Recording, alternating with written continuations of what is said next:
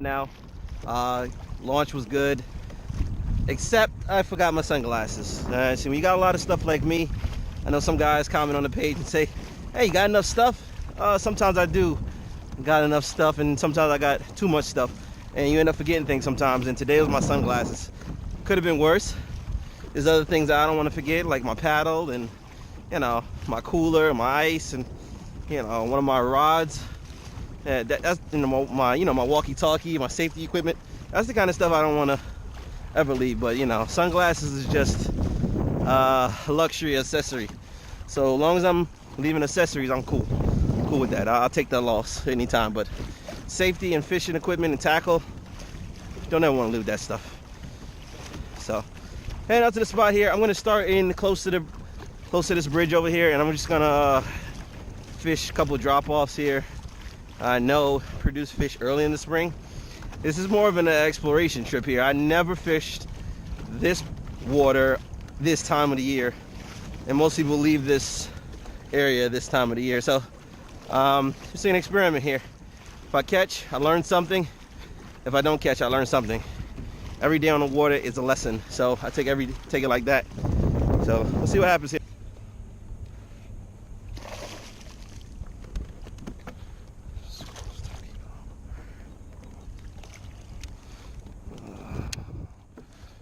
See if it's gonna keep or not.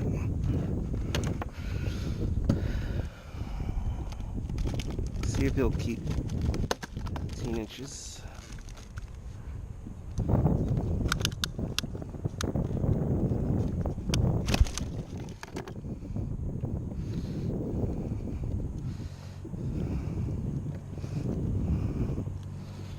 Inches is the keeper size. Let's see if this one gonna keep. Let me get these hooks out the way.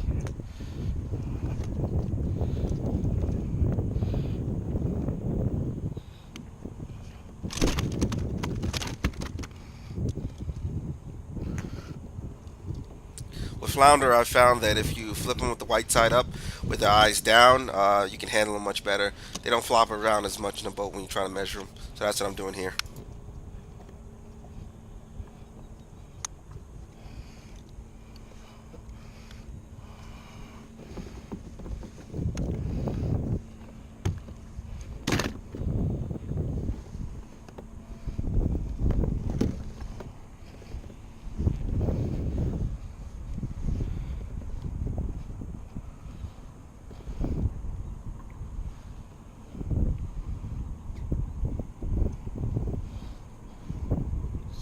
Incher. This is 17, fellas. So we got to go back. 18 is the keeper size. We'll keep searching for one. 3 drifts, 2 fish. It's not a bad. About 3 drifts and about 2 fish. So I'm like 2 for 3 here. It's another one.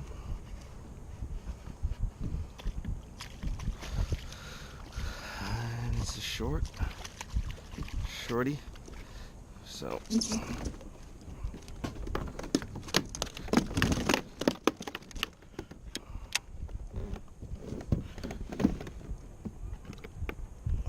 another short fish, but hey, we get in action. That's all we can ask for. Another short. And I didn't have to go far to get that bite, so I'm not that mad here. All I gotta do is go up a little bit more, get back on the spot.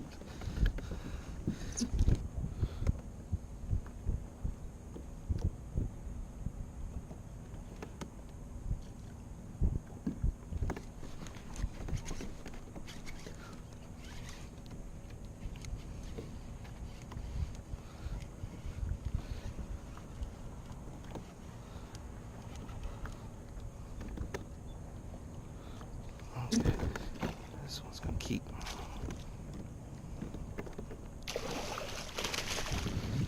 This one's gonna keep. This one's going to keep. Fellas, told you I was gonna get one. Told y'all I was gonna get one.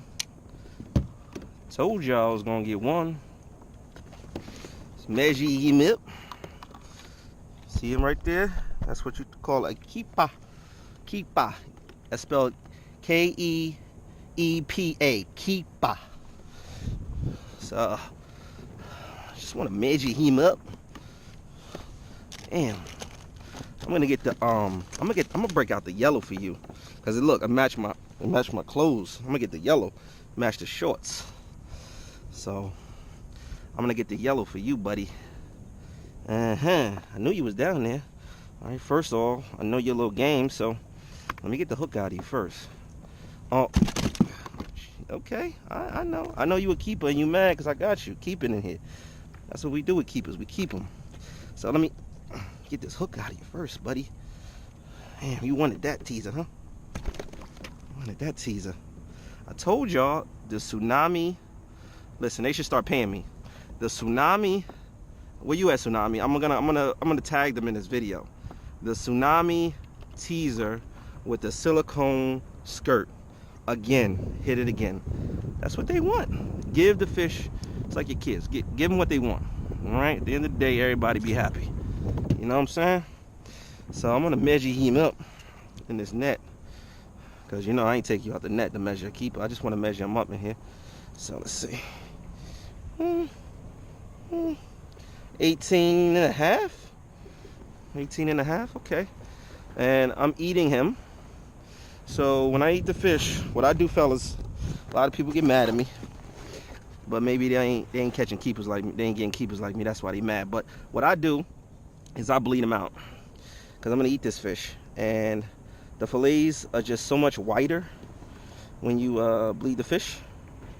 So what I do is just go on the gill plate and I cut the gill plate.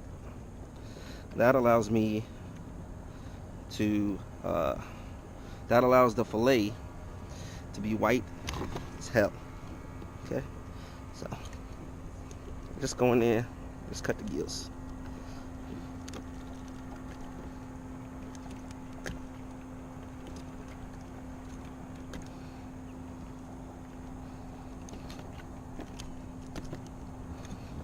Do both sides just to be sure.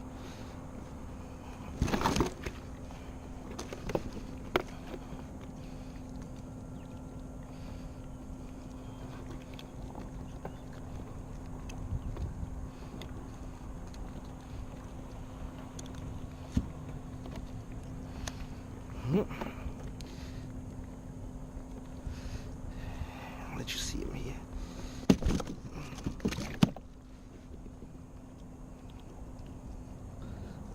Let you see him.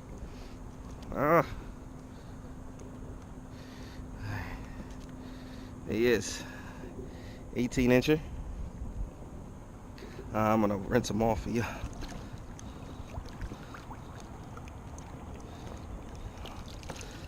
There he is. 18-inch flounder. Flounder. 18-incher. So put him in the cooler. I got my lunch in here, man. I wasn't expecting to catch no fish. No, I'm just kidding. Let me take my lunch out.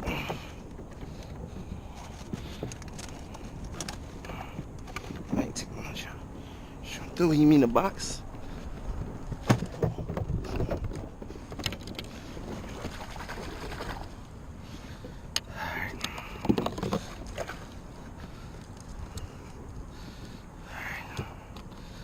All right. We good. We got it. We got the kayak nice and bloody. We good. This recipe, this is one of the most basic ways you can cook flounder. It's super simple and very quick. The thing that's going to take the longest here is the sweet potatoes. Now this is the side that I choose to eat with flounder because it just matches real well with it. The sweet potato is going to go in the oven at about 400 degrees for about 30 or 40 minutes until they're tender in the middle. You'll be able to tell. And this is basically all you need for this recipe. I have some butter, of course my flounder fillets, lemon. The chopped garlic is optional, but I'm going to try it this time. I usually don't use it. And some Ritz crackers, or I use store brand, doesn't matter. And of course you need a glass baking dish. paper towels. I'm going to be using these to dry off the fillets. I'm going to wash them. You don't have to wash them if you just rinse them off real quick when you're at the fillet table, but make sure that there's no water in the fish. That's the most important thing, having no water on the fish before you cook it. So let me show you how you get this done. Put the sweet potatoes on, like I said. This is going to take the longest. Put on about 350 for about 40 minutes. That's how long it's going to take for these to cook. You'll be able to tell skin to get crisp and inside to be nice and tender. Rinse the fillets off in cold water. Like I said, some people don't rinse it. I like to rinse it when I get off the water. And you're going to be making sure they're dry. So, you know, shake them off, and then we're going to like double dry them, because again, having the fish wet when you cook it is never good. So the first step is just to, you know, shake it off. But then I'm going to dry these again, but I'm just going to rinse it off. So if you want to fill for any pin bones you left when you filleted it, like right here, I feel some bones here. When you fill those bones, you're just going to, you know, when you get them on the table, you just maybe carve off that piece, but just make sure, you know, it's totally boneless when you do this. Just line them up in here. They can be close together. If you need to cut them, they can be cut in pieces so they fit in the pan. But as long as they're not right on top of each other, you shouldn't put the fillets right on top of each other. As long as they are next to each other, flat on the bottom of the pan, you should be fine. Part of this whole process is we're gonna these crackers here. We're gonna crush them up. You can crush them inside the package, or you can do it inside of its own bag. Sometimes I like to use another bag because at times this can bust open. You don't want to do that. The texture you want is a medium fine. There you go. See how I just crushed open? You want a medium fine type of texture. A little bit of small pieces. You don't want it like dust. It's like dust, it's not good. So think about the texture. I don't know if you can see it. There's some small pieces, some big pieces, some little small pieces. Now, like I said, the garlic, I'm going to try to put a little garlic on top of here before we actually do this. So I got some chopped garlic. This is the first time I'm actually trying this, but garlic, you can never go wrong with garlic or butter on fish. So I don't see why this would make a difference or make it taste worse than it is. It can only help. Garlic and butter can only help. And I'm estimating butter in here. I'm not going to tell you what to use. Everyone has their own taste of how much butter they like. I'll show you when we get to that part. But how much butter you use is up to how healthy you want to be or not healthy you want to be. I'm not going to tell you how much to use. You can just eye it. As long as it's coating the top of the fish, you should be good. Just like I'm coating the garlic, same way. You don't want to smother it. Garlic, you just want to cover it like that. So, I call this butter garlic fish with crackers on it. Some people call it New England style. I don't know. I've never been to New England, so I'm just gonna call it butter garlic cracker fish. Whatever you want to do. So that's done. Next step is we're just going to take the Ritz crackers and we're going to coat it at the top just like that. Just feel there, it's okay. This is like, I don't know, I would compare it to your breading. We're baking this fish. But if you ever liberally, you want to do this liberal, you want to make sure it's like if you're making a pie, this is the crust on top. So as you can see, I'm covering it. You're going to use the whole bag on this small pan. I'm not going to keep these. Kids aren't going to eat crackers all like that. Well, they may eat anything. But. Alright, so as you can see, that's coated pretty well there. Alright, and the next step is we're going to melt the butter. I'm going to melt the whole stick in here just so I have enough. I'm going to melt the butter, put in with butter melting. Put it on for a minute. Make sure you cover it with some, or you can make your microwave pretty messy. Start splashing all over. Melted. We're going to then take a lemon and we're going to be cutting it in thin slices, not too thick. They don't have to be super thin, but as long as you're not cutting a whole 2-inch piece, you should be okay.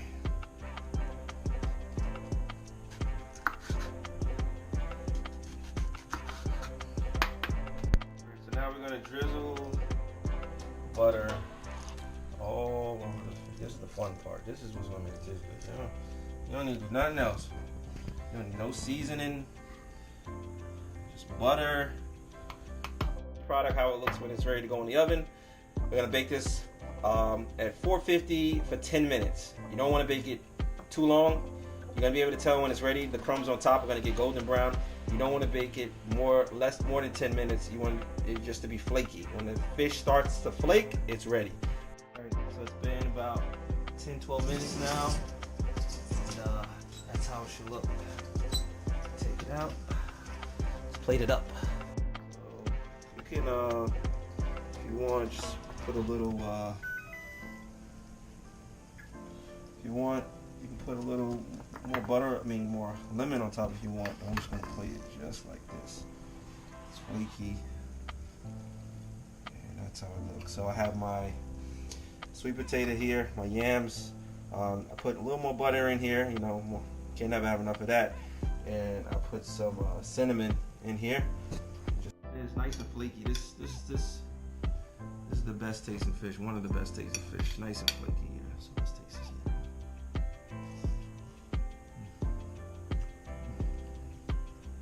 Look, just right. Key is don't cook it too long. You gotta take it right out as soon as it's done. It's good. All right, guys.